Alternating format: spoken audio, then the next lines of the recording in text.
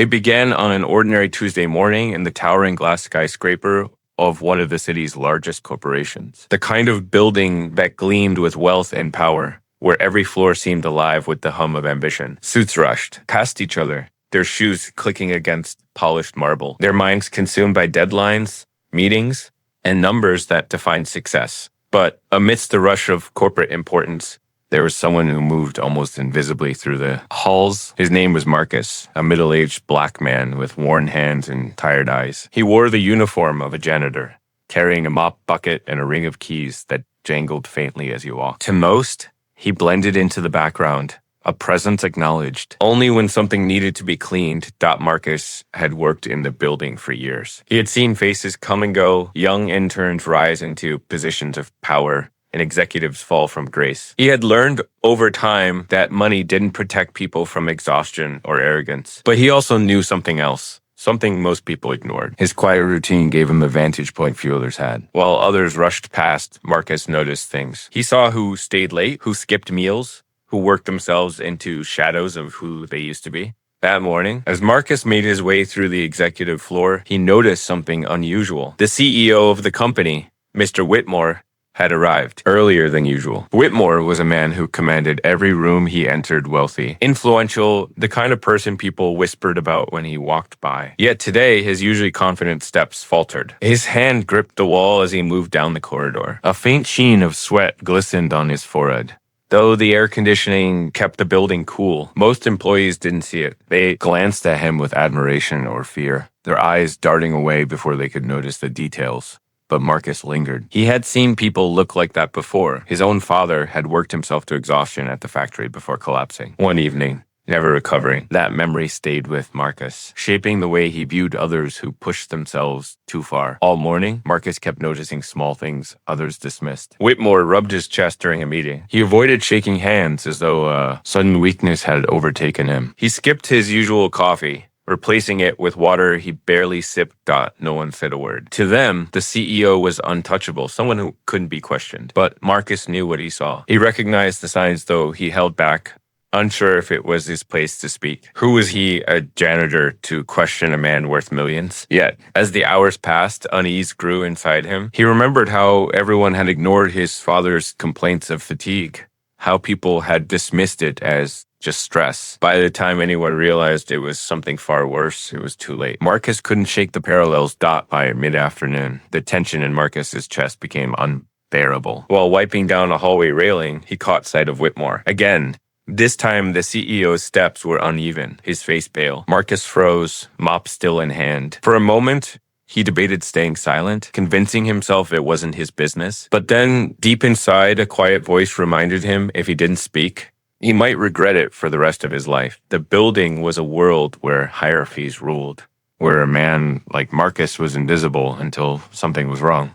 And yet, in that silence, Marcus realized he had noticed what no one else dared to see. The question now lingered in his mind. Would he have the courage to step out of the shadows and speak up? Or would he allow the story to unfold the same way it once had in his own family, with silence leading to tragedy? The day was not over. The real test had not yet begun. And as the sun dipped lower in the sky, the weight of Marcus's decision pressed down on him like a storm about to break. The next morning.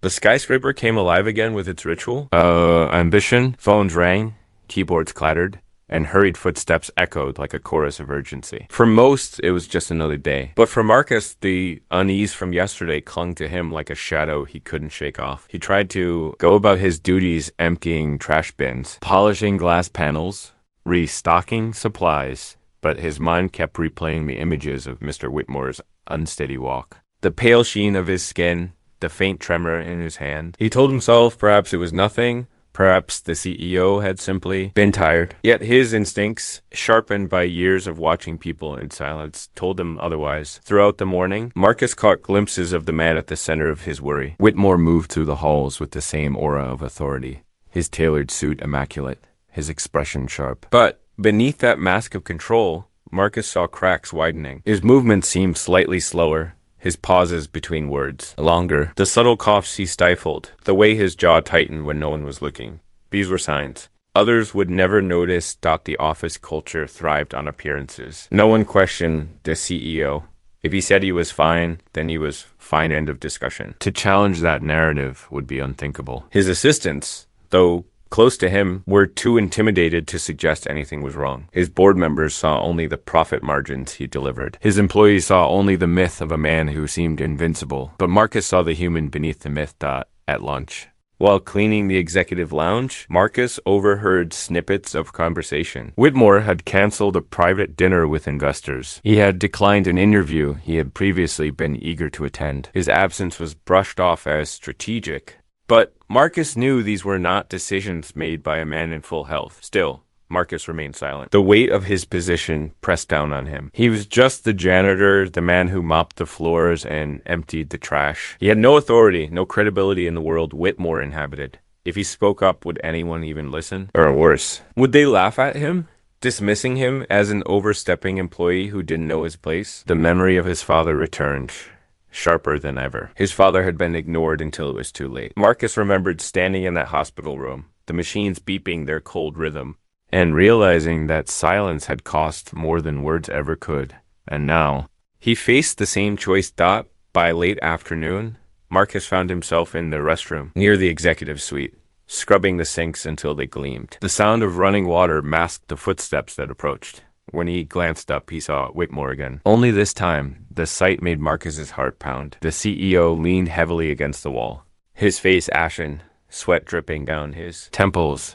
His breathing was shallow, uneven. For a split second, the man looked not like a titan of industry, but like someone on the verge of collapse. Marcus froze, mop in hand, as their eyes met. It was a fleeting moment, but in that glance, Marcus saw it, the silent plea of a man who wouldn't allow himself to admit weakness. Pride, reputation, and power held Whitmore captive, forcing him to pretend he was fine. But his body told the truth. Marcus's throat tightened. He wanted to say something, to break through that wall of silence. But before he could, Whitmore straightened his posture, forced a smile, and walked away, his mask restored. The sound of his polished shoes faded down the corridor, leaving Marcus alone with the echo of what he had witnessed. The rest of the day passed in a blur. Marcus's duties felt mechanical, his mind elsewhere. Each time he thought of speaking up, fear held him back. The gulf between their worlds seemed impossible to cross. He imagined the boardroom, laughter, the dismissive comments.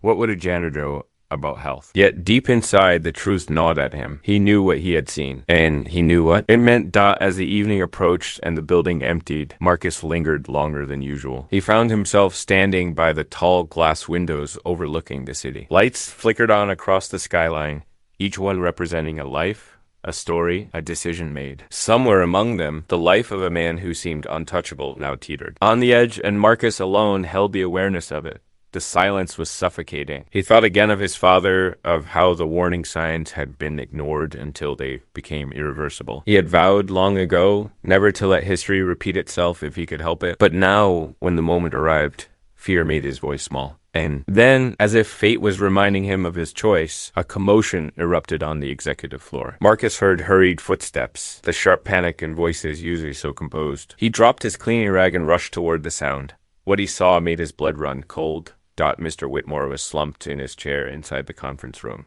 his hand clutching his chest, his skin pale and clammy. Assistants hovered, frozen in fear, unsure what to do. The myth of the invincible CEO had shattered in an instant, replaced by the reality of a man in medical crisis. Marcus stood at the doorway, his heart pounding. This was the moment where silence would cost everything, or courage would change the course of a life. And as chaos filled the room, Marcus knew his decision could no longer wait.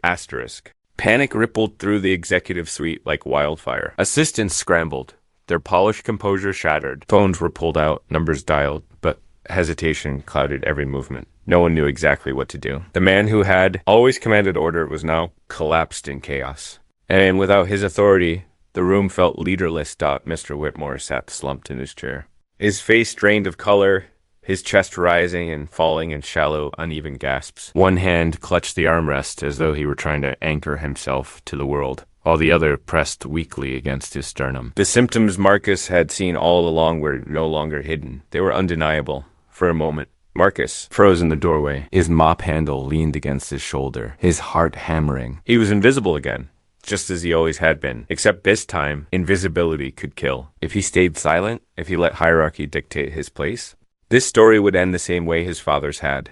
In a preventable tragedy. Something deep inside him surged. It wasn't anger, nor even fear, it was conviction. He dropped the mop, the clatter echoing through the room, drawing startled eyes toward him. The assistants looked at him with confusion, as if they had just realized the janitor was there. For an instant, Marcus hesitated under their gaze. But then he stepped forward. Years of quiet observation became his strength. He remembered the way his father had struggled to breathe, the way every second of delay had mattered. He remembered the pamphlets he had read afterward, desperate to understand what had gone wrong. The signs had been clear then, and they were clear now. Marcus pushed through the wall of doubt. He called out instructions, his voice firmer than he expected. He told them to loosen Whitmore's tie, to keep him upright, to stay calm. His tone carried a rare authority, born not of position, but of certainty. For the first time people listened, he knelt beside Whitmore, steadying him as his body trembled. Marcus's own hands shook, but he forced them still. He could hear the shallow rasp of the CEO's breathing,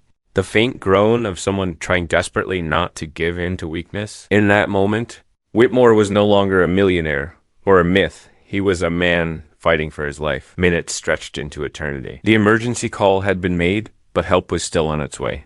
Every second mattered. Marcus kept speaking, grounding the panicked assistants, guiding them step by step. He drew from memory, from moments etched into his soul, from the vow he had made years ago, never to let another person suffer unnoticed at one point.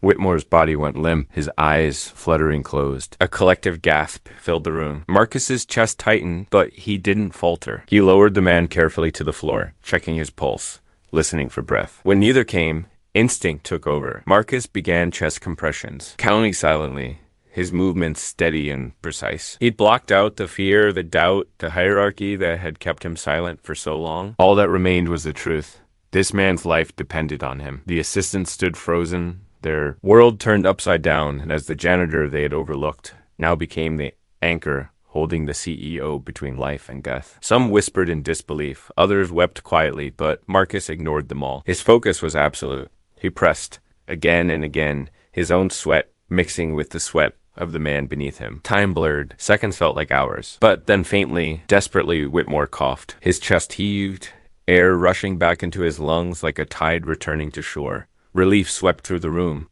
heavy and overwhelming. The assistants gasped, some collapsing into chairs, their tears spilling freely. But Marcus didn't celebrate. He stayed by Whitmore's side, steadying him as color returned slowly to his cheeks. He whispered reassurance, not words of comfort, but steady reminders to keep breathing, to stay present, to hold on until the paramedics arrived.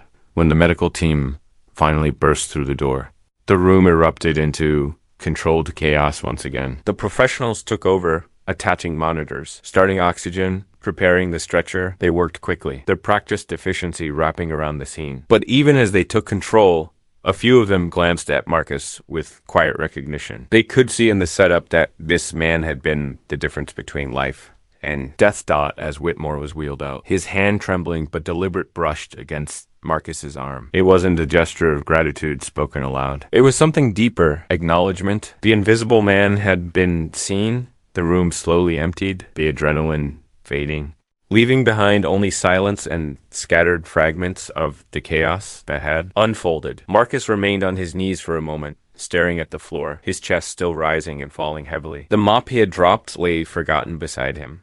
He had crossed the line he had feared for so long. He had spoken, acted, and risked being dismissed. And in doing so, he had saved a life. Yet he didn't feel triumphant. Instead, he felt the weight of everything that had led to this moment, the years of invisibility. The pain of his father's loss, the fear of being unheard. All of it had converged into this one act. And though the crisis was over, Marcus knew the story wasn't finished. The aftermath would bring questions, recognition, and perhaps even resistance. In a world defined by status and power, how would they treat the janitor who had stepped out of the shadows to save the man at the very top? The answer was still unknown. But for now, Marcus rose to his feet, his body trembling with exhaustion, and prepared to face what came next. Asterisk, the following day, the skyscraper did not feel the same. Whispers flowed through the hallways like wind through narrow alleys, carrying fragments of the story from one floor to the next. The CEO had collapsed. He had been saved. And, most astonishing of all, The man responsible was not a high-ranking executive, not a medical specialist on call, but the janitor who most people barely noticed as he pushed his mop cart past their offices. Marcus arrived that morning, as he always did, his uniform freshly washed, his tools in hand. But this time, every step carried a new weight. Heads turned as he walked by. Some nodded respectfully, others stared with curiosity, as if seeing him for the first time. For years, Marcus had been invisible. Now, he was at the center of a story too powerful to ignore. On the top floor, the mood was heavy with anticipation. Mr. Whitmore was alive, stabilized in the hospital, his condition under control thanks to swift treatment. The doctors confirmed what Marcus had suspected all along. The CEO had been ignoring the symptoms of a heart condition, one that could have ended his life had it not been for immediate action. The truth was undeniable. Marcus had saved him. But in the corporate world, truths often carried complications. Some executives worried about what this meant, how the narrative of the all-powerful CEO had been pierced by a janitor's intervention. Others feared the embarrassment of admitting that the warning signs had been ignored by everyone, except the man, who was supposed to be unseen. Yet no amount of discomfort could erase the reality. The boardroom, usually a place of strategies and profits, now echoed with conversations about humanity, humility, and recognition. By mid-morning, Marcus was summoned upstairs. He stood outside the conference room, his hands fidgeting, unsure of what awaited him. Would they dismiss his actions as luck? Would they reprimand him for overstepping his role? Or would they, for once, see him as more than his uniform? When he entered, the room fell silent. Executives who had rarely acknowledged his existence now looked at him with a mixture of awe and unease. Marcus felt the weight of their eyes, but he stood steady. He wasn't here for praise. He had done what needed to be done. One of the board members finally spoke, acknowledging the truth that could no longer be buried. Marcus had saved their leader's life. His quick thinking, his courage, his refusal to stay silent in the moment of crisis had made the difference. The recognition did not come in the form of applause or grand speeches. At least not then. Instead, it came in something quieter, something Marcus had long been denied: respect. The executive stood when he entered. They addressed him by name. They looked him in the eye. For Marcus, that shift was monumental. For the first time, he wasn't invisible. News of the incident spread beyond the company walls. Local papers carried the headline, "Janitor Saves Millionaire CEO's Life." The story went viral, igniting conversations across the city. People were struck not only by the drama of the event, but by what it revealed. How often society overlooks those who stand in the background.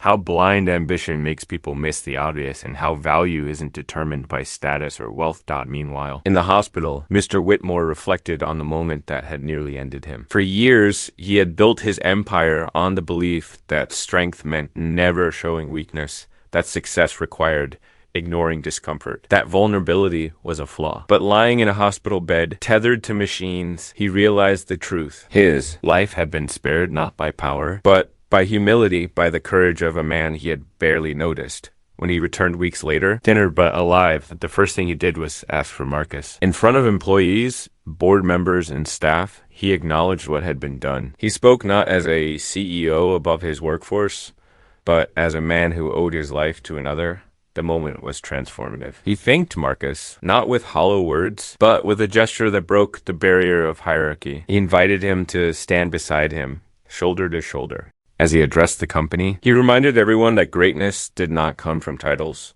but from humanity. For Marcus, the recognition was humbling. He hadn't acted for praise or reward. He had acted because he couldn't ignore what others chose not to see. But as he stood there, he realized something profound. His father's story had not repeated itself. This time, someone had listened. This time, someone had survived. The weeks turned into months, but the lesson lingered far beyond the incident itself. Employees began to notice more each other, themselves, the quiet details they had once brushed aside. The culture shifted, ever so slightly, from one of blind ambition to one where human worth mattered.